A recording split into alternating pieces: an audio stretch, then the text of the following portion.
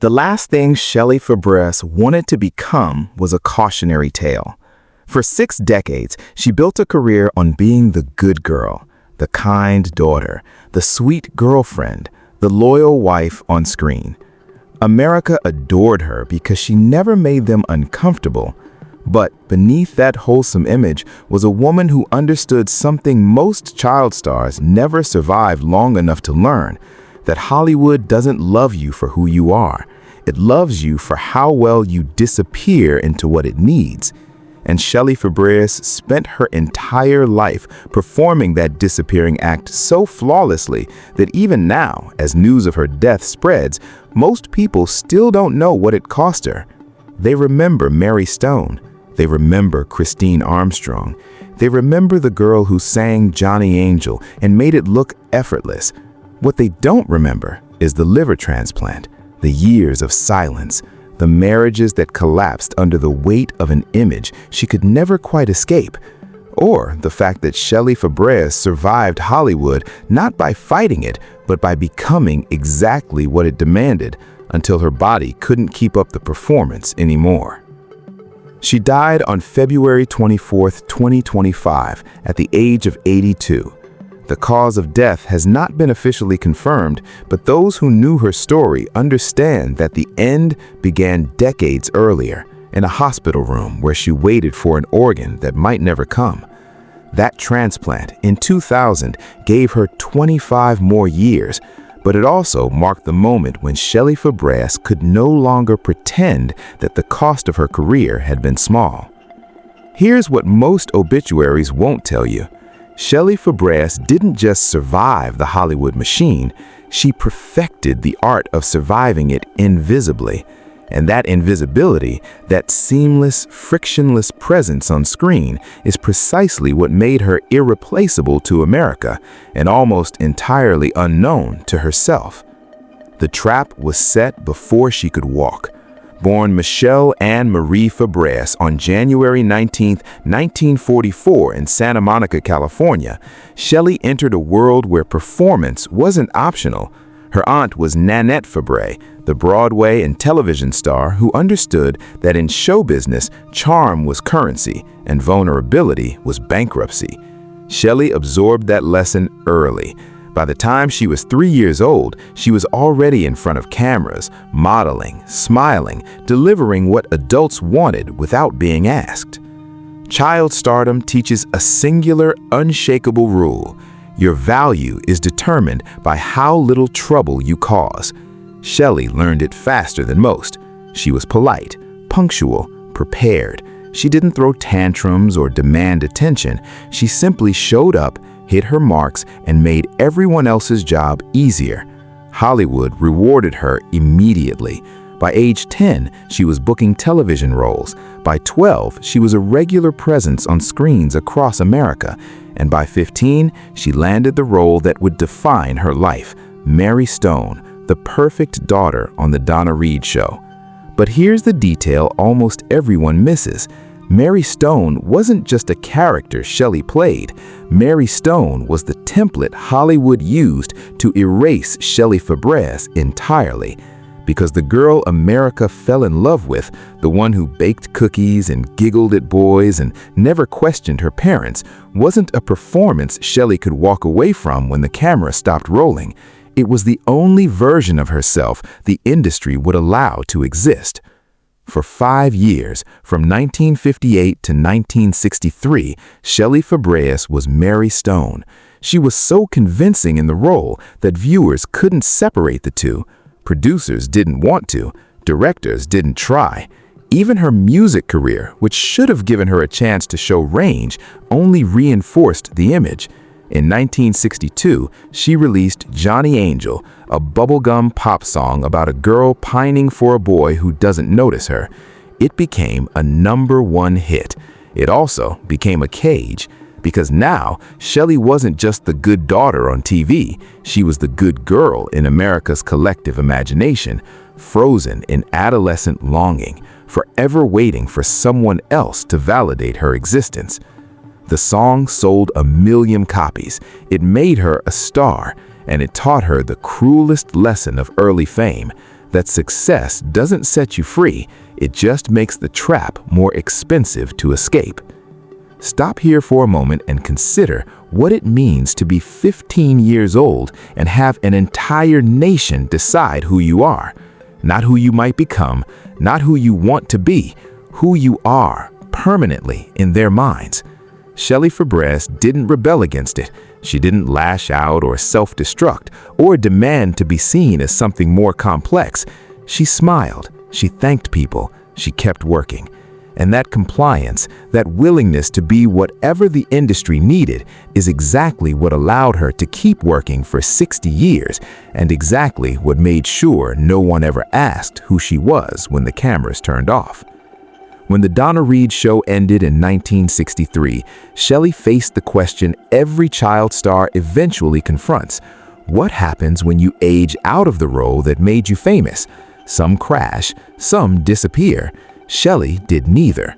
She reinvented herself, carefully, incrementally, without ever threatening the image people had of her. She moved into film, working alongside Elvis Presley in Girl Happy, Spin Out, and Clam Bake. The roles were fluff, lightweight beach movies designed to sell soundtracks and matinee tickets, but they kept her visible. More importantly, they kept her safe.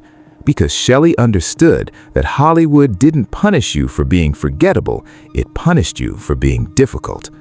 Elvis, by several accounts, liked her, found her easy to work with, professional. There's that word again, easy.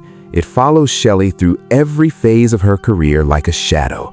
She was easy to cast, easy to direct, easy to love on screen, and easy to forget off it. And for a woman trying to survive in an industry that chewed up and spat out anyone who demanded more, being easy wasn't weakness, it was strategy. But strategy has a cost, and in Shelley's case, the cost was intimacy. Because the same skill that made her a flawless professional, her ability to be exactly what people needed without ever asking for anything in return, made it almost impossible for anyone to know her. Her first marriage to record producer Lou Adler in 1964 lasted just 2 years.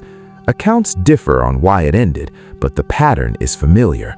A young woman who spent her entire adolescence performing stability, marrying someone who expected her to keep performing it privately. When the performance cracked, so did the marriage. She didn't talk about it much. That was part of the deal. Good girls didn't air grievances, they moved on. So, Shelley moved on. She kept working through the late 60s and 70s, taking guest roles on the FBI, Love American Style, The Rockford Files. Solid work, respectable work. The kind of career that keeps you employed, but never quite makes you a star again. And maybe that's what she wanted, because stardom for Shelley had always meant disappearing into someone else's fantasy. Anonymity, by contrast, might have felt like the closest thing to freedom she'd ever known. Then, in 1984, something unexpected happened. She was cast as Christine Armstrong on Coach, a sitcom about a college football coach and his neurotic, endearing family. The show became a hit, and for the first time in her career, Shelley Fabares was playing a woman, not a girl. Christine was sharp, funny, flawed, complicated. She loved her husband but didn't defer to him. She had opinions, ambitions, insecurities. She was, in other words, the kind of role Shelley had never been offered before, because Hollywood had spent 30 years assuming she could only play sweetness. For 9 seasons, from 1989 to 1997, Shelley inhabited Christine Armstrong with a warmth and intelligence that reminded audiences she'd always been capable of more. She earned 2 Primetime Emmy nominations. Critics praised her, fans loved her, and for a brief, shining moment, it seemed like Shelley Fabares had finally broken free of the image that had defined her since childhood. But the body keeps score, and by the mid-1990s, Shelley's body was failing. It started quietly: fatigue, weakness, symptoms she dismissed as stress or age. But in 1994, doctors delivered a diagnosis that reframed everything: autoimmune hepatitis. Her liver was attacking itself. There was no cure.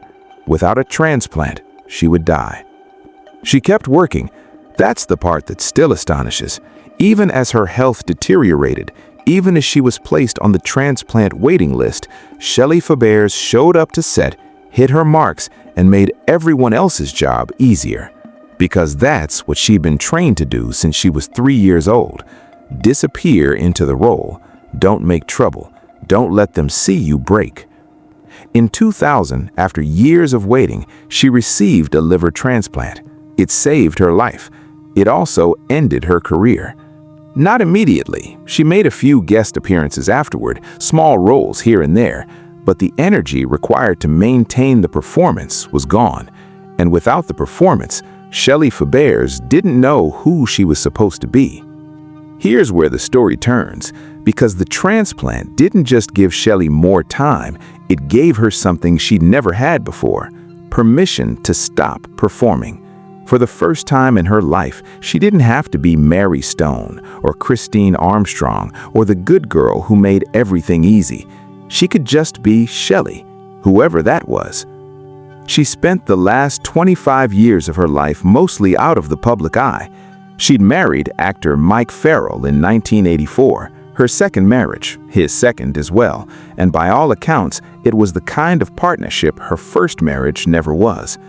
Farrell, best known for MASH, was an activist, an advocate, someone who understood that privacy wasn't retreat, it was survival. Together, they worked quietly on charitable causes, particularly Alzheimer's research. Shelley rarely gave interviews. She didn't chase the spotlight. She simply lived. And maybe that's the real story. Not the career, not the roles, not even the transplant. The real story is that Shelley Fabares spent 60 years being whatever Hollywood needed her to be, and only in her final chapter did she get to stop. Look at this from her side for a moment. Imagine being 15 and having the world decide you're perfect. Then imagine spending the next 40 years trying to live up to that lie. Imagine your body breaking under the weight of it. Imagine finally getting a second chance at life and realizing the only way to survive it is to walk away from everything that almost killed you. That's what Shelley Fabares did. She didn't fight Hollywood. She didn't expose it. She didn't write a tell-all or burn bridges or demand the recognition she deserved. She just quietly, gracefully stepped out of the performance. And in doing so, she became something Hollywood almost never allows: a woman who survived on her own terms. When news of her death broke on February 24, 2025, the tributes poured in. Co-stars remembered her kindness. Fans shared memories of watching her on The Donna Show and Coach. The headlines called her a beloved actress, a television icon, a fixture of American culture. All of it true, none of it complete. Because the woman who died at 82 was not the girl who sang Johnny Angel. She was not Mary Stone or Christine Armstrong. She was Shelley Fabares, a woman who spent her entire life performing wholesome perfection so convincingly that even now most people don't realize it was a performance at all. And the cost of that performance wasn't fame or money or even privacy.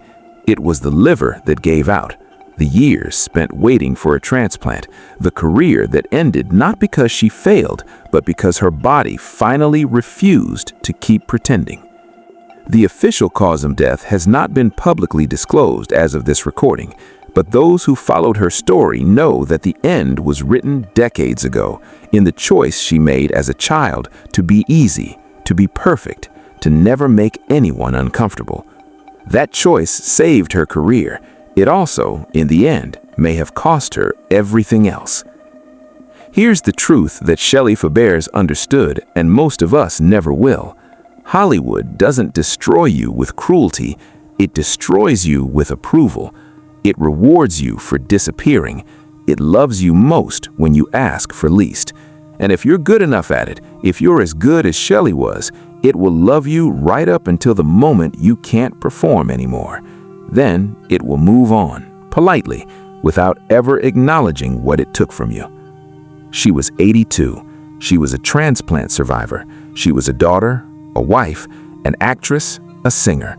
She was Mary Stone to millions who never knew her name, and she was Shelley Fabares, a woman who spent her entire life performing wholesome perfection so convincingly that even now most people don't realize it was a performance at all.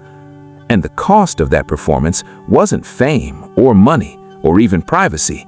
It was the liver that gave out, the years spent waiting for a transplant, the career that ended not because she failed, but because her body finally refused to keep pretending.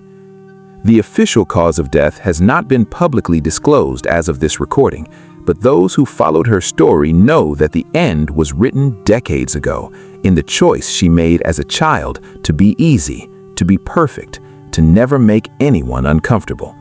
That choice saved her career.